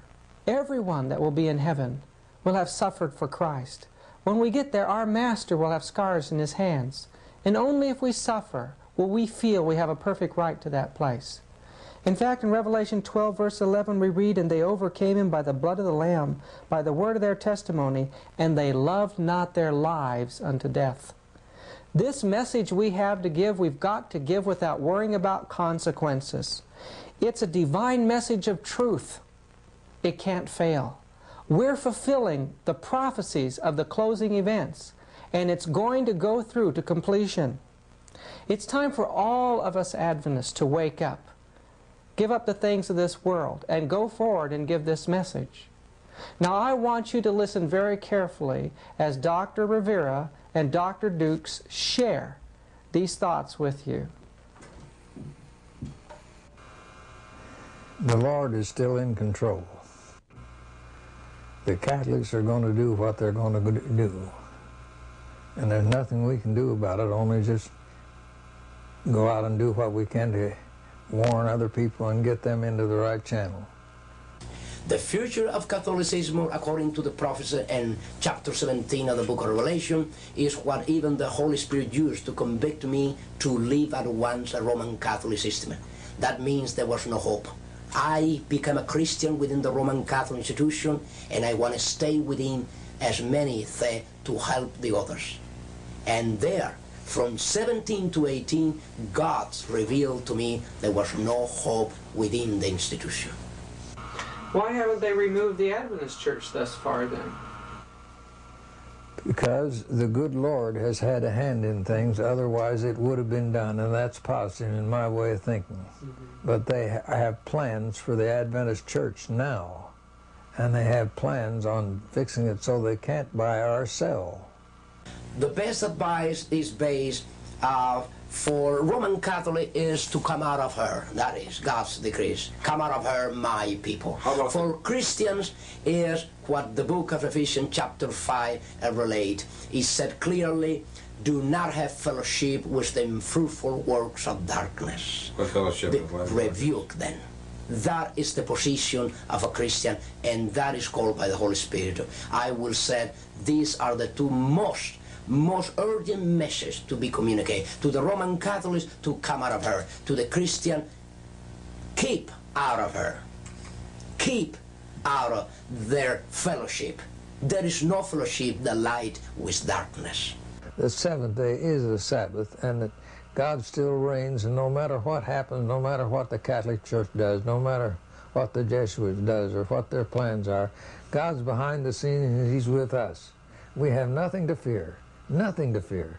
Do you believe there is Christians among the Roman Catholics? There are any Christians? And the person says, yes, there are Christians. Oh, I know. My own mother, my own father, you'll see. They don't believe in all these things. They just go there to witness about Christ. But they are truly Christians. You see the point here. They will say, she was not a Christian church, she's not a Christian church, she will not be, but they come and tell you there are Christians within the Roman Catholic institution. That is impossible. A person, when is convicted under the Holy Spirit, being a Roman Catholic, the first thing that the person felt and know that she or he must do is to leave Roman Catholicism. Because Roman Catholicism live first from then, and then they leave after. You see, even a person that leave Roman Catholicism without being a Christian, Roman Catholicism is still with the person. What that means is they can leave the physical system, but Roman Catholicism is still with the person. Only Christ can eradicate from the root Roman Catholicism from the heart of a person. It's amazing to hear these messages coming from someone who's not even a Seventh-day Adventist. But we're told that the majority of those that will give this message will come out of the Catholic and the Protestant churches during the loud cry in the latter rain. In fact, very, very few that now profess the truth will press their way through the narrow way that leads to life eternal and be saved at last. Brethren, I don't want any of you to be lost. The message we have is just too important right now. There are those that are arising in our church today which are undermining our historical position on prophecy and trying to get our people to join in a more ecumenical posture with the churches of this world. While on the other side, on the conservative side of things, there are those who are rising up and trying to take our historical prophecies and reapply them into the future, weakening the historical message of Adventism. It's time for Adventists everywhere to begin to restudy out the messages that made us the people that we are, and to present those messages with power before the world, under the power of the Holy Spirit. Friends, it's time that the Sabbath be presented to the world more fully. We have gathered here in our studio pictures and film from every corner of the globe showing that the Sabbath was kept in every country right down through the centuries. We've been able to show that in the early centuries that the Sabbath was kept by all the Christian churches but Rome and Alexandria. This message needs to go out, and we need your help, and we need your prayers. We can't do it alone. We need all Adventists everywhere to help us. Would you please have prayer with me as we close? Dear Lord in heaven, now as we face the last years in the great drama, we pray that you will move upon the hearts of Adventists everywhere to raise up workers to finish this work. Move upon the hearts of those who see this program to set aside this world and prepare for the coming of Jesus. In Jesus' name, amen.